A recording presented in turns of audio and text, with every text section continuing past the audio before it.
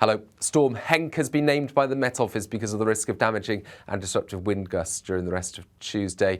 Might be the new year, but we've got the same old weather patterns in charge at the moment. A powerful jet stream coming in from the Atlantic, picking up areas of low pressure. A number of lows on this chart, but it's this feature, a series of weather fronts, and just to the south of the triple point, where these weather fronts meet, we've got tightly packed isobars, and this feature has been named Storm Henk because of the risk of very strong winds across southern parts of the UK.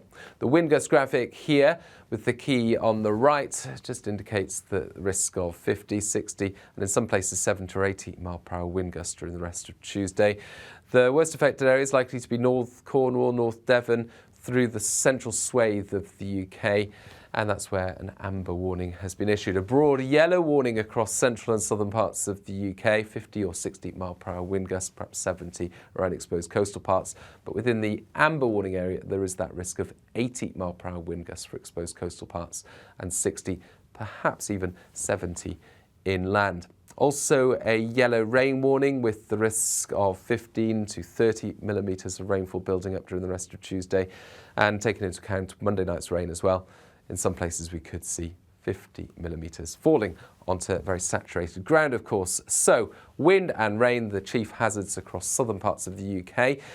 And with those wind gusts, we're likely to see some damaging wind speeds and also disruption to transport and some very dangerous coastal conditions across southern parts.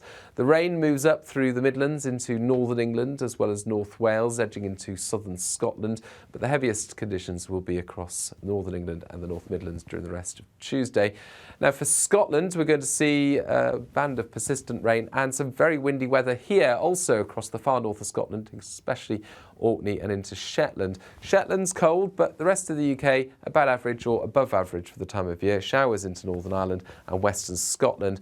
And heading into Tuesday evening, well, we're likely to see a spell of snow for some parts of Shetland, because that's where the cold air sits, and those very strong wind gusts also remaining across the far north of Scotland. But the strongest winds further south, well, they ease, but it stays blustery overnight with, once the main area of rain moves through, further showers coming in from the west and southwest. The heaviest showers will be affecting western parts with some clear spells further east. But either way, because of the wind, because of the cloud and the rain, it's not going to be a particularly chilly night for most of us.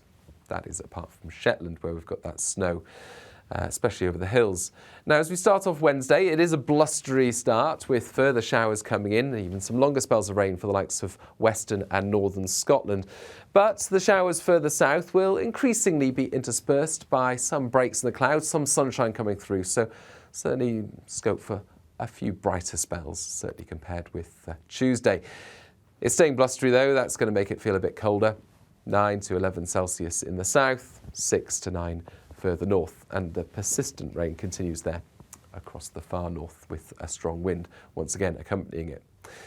The blustery showers continue into Wednesday evening, and really it's a similar theme into Thursday and to a lesser extent by Friday, because through the second half of the week we've got higher pressure starting to build. So finally a break in all the wet and windy stuff, but for the time being, Storm Henk affects us for the rest of Tuesday.